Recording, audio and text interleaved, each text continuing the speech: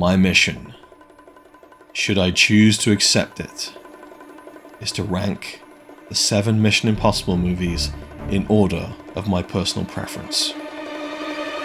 And I choose to accept. So let's get on with it. So I've just reviewed the Dead Reckoning Part 1, and I thought, why not do a ranking of all 7 Mission Impossible films, seeing as I've seen them all, and there's not that many of them, and I like rankings, you probably like rankings if you've clicked on this video.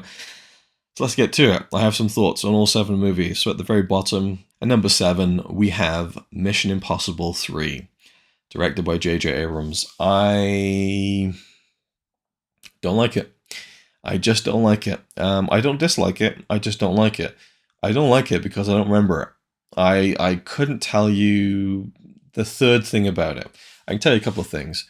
Philip Seymour Hoffman is the bad guy, and there's a scene where he's threatening a woman of some kind, either Michelle Monaghan or Kerry Russell, maybe. And there's a scene where Tom Cruise is running down like a local small river somewhere, maybe in an Asian country. And there's a scene where Tom is Ethan Hunt. He's at a party with his girlfriend, played by Michelle Monaghan. It might be his wife, and he's moving away from that life. And that's all I can remember of likely a 2+ hour movie. I've seen it 2 or 3 times.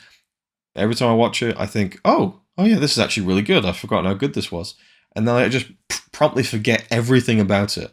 So it just by proxy, it's at the bottom. I'm sure the next time I watch it, I'll go, oh yeah, this is actually really good. And then I'll just forget all about it all over again. So it is what it is. I know people are a big fan of it, but it just doesn't stick for me. Number 6, we have Mission Impossible 2. I love this one. It's just here by virtue of the fact that the other ones are better, but I've always enjoyed it. I enjoyed it when it came out. It's very distinctly of its era. John Woo directed. You got the White Doves in there. It's fun. It's over the top. You know, I really love the shot where Tom Cruise almost gets stabbed in the eye, and they did it for real. And they just had basically like a rig on the knife, so that the actor who's gonna like try and stab him in the eye with this real knife, he can pull down as hard as he can, but it's never going to get closer than just above Tom Cruise's retina. And I remember seeing a behind-the-scenes video of how nervous the director was about this from memory. It's funny because a lot of people consider that one of the scariest moments. Now, we had a real knife that was really sharp and really pointy. There was no faking that. What we did do was we had a cable attached to the end of the knife, which was hooked to an overhead bar. So the knife could only go so far. So the stunt guy grabbed hold of the knife, it was shaking, you know, and I was shaking, and it was shaking. That was just nerve-wracking. I mean, it was a basic scenario of, okay, we put a cable on this thing, we stick it to a frame that's not gonna move, but anybody else wanna lay there with their eye open and let the thing stop a ½ inch or a ¼ inch from their eye? No way. So the knife comes up like this, you know, it was real. And, you know, again, he's got the long floppy hair, and it's very much of its time, but I still enjoy it. Number 5, we have Mission Impossible Ghost Protocol. This is a great film. Like, it's a great action film. I remember going to see it in the cinema and going, like, this is a whole new world for Mission Impossible. It just seemed to take the series and pushing it into the next kind of level, basically. You know, you got the big, you know, the big skyscraper sequence. Was it the Burj Khalifa, the tallest building in the world at the time, might still be, and Tom Cruise scaling the side of it and running along it and stuff, like very exciting stuff. But it also felt like it was reinvigorated. It's a film I remember, you know, and it just felt like a new phase that really took the series into a bigger arena in scope. And so I think that it's a really, really good action film. Number 4, we have the original, Brian De Palma, Mission Impossible. Love this film. Had it on video. You know, well, I guess I still have it somewhere, but you know, it's like I just would watch it over and over again. It's just great intrigue, great mystery, great drama, some really good action, great tension. You know, the iconic sequence with the room and the laptop and the sweat dropping down. All that. Yeah, just brilliant stuff, and a phenomenal cast. You got the finale taking place on a train, which is something that I love. So yeah, I think it holds up. You know, I've seen it in recent years, and it's, you know, it's it's so far away from what the series ended up becoming in terms of scale and action and all that kind of stuff. But I just think that it really holds up and it's a pretty iconic film from the 90s as well, which is a period of film history, American cinema of the 90s that I'm particularly fond of. So it gives me a warm, fuzzy feeling at the same time. Number 3 is Mission Impossible Dead Reckoning Part 1. Absolutely phenomenal action film.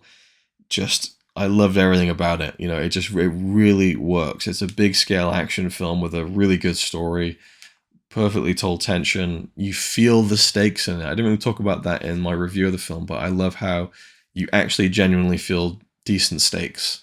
And that was something that I thought was quite nice, because usually in the franchise, I'm kind of not as worried about the characters, I would say, and feeling a bit lax about that. But this one makes you really feel the stakes. And so, yeah, this is just a top-notch action film, and up there with the best ones in the franchise. So really, the question is, which one do I prefer, Rogue Nation or Fallout? And for me, these two films at the top are not just the two films I would say are my favorite Mission Impossible films. I think they're the two best Mission Impossible films. And I also think that they're, for me, and my limited knowledge and experience with action films, but they're the two best action films. Two of the best action films I've ever seen. Number 2 is Mission Impossible Fallout. Love everything about it. It's so good.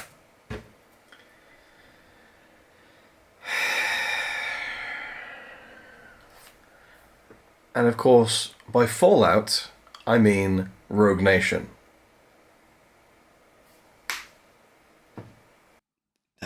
Love everything about it. It's so good. From stuff like Tom Cruise hanging off the side of a plane in the opening scene of the film to the opera sequence and how that builds with the music and everything that's going on with Ilsa and Ethan, and it's in the underwater sequence, and then the villain is phenomenal. And I've forgotten the actor's name. He's so good. And he's just such a calm, menacing villain.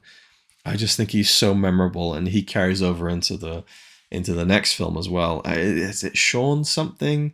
I don't know, but he's brilliant. He's a really interesting actor. You can't take your eyes off him, and he didn't look like himself, you know, but he was different, and I just loved how the ending of this film, after all this action, was a very sinister, small kind of setting for a very big, high stakes moment, and so that was really, really engaging. But number 1 is, of course, Mission Impossible Fallout, the 6th film in the series. This is just unbelievable. You know, I've talked about it before. We'll probably talk about it again. It's a film that has about 5 or 6 set pieces in it that any other action film could use to build the whole film around, and it would be a really good action film with a great set piece that's been built around. This has about 5 or 6 of them. It's just, I want to say relentless. It isn't, because it's a long film and it has moments to breathe, but it has like just like these, you know, there's a scene where they pull a scam on this guy and they catch him out with this elaborate kind of prank almost. What would you call it? It's a scheme. It's it's deception. It's this grand moment of deception, and it feels like watching an action scene. You get this kind of thrill at the end of it, like this exhilaration. And that's when I knew this film was something a little bit different, something a bit special. I would say that Henry Cavill is maybe one of the best henchmen ever. Like, he is so fucking good in this film as the bad guy. The fight scene in the bathroom is just top-notch stuff. Really is incredible. And that whole third act is it's just mind-blowing, from like the helicopter chases to it's such a great third act. It's unbelievable. And all the actors are great. I love how it brought back his partner from the third movie in a substantial way that made sense and was emotional and had resonance. And that's it. The memory card ran out. It had emotional, it had a resonance, and it was so good that it turned the camera off. And so now we're just in a blank space. So thank you for watching. That was my ranking for the Mission Impossible series. I chose to accept the mission, but the memory card self-destructed before I could get to the end of it. Thank you for watching. let me know your rankings and thoughts on the Mission Impossible films down below. And I will see you actually on screen in the next one.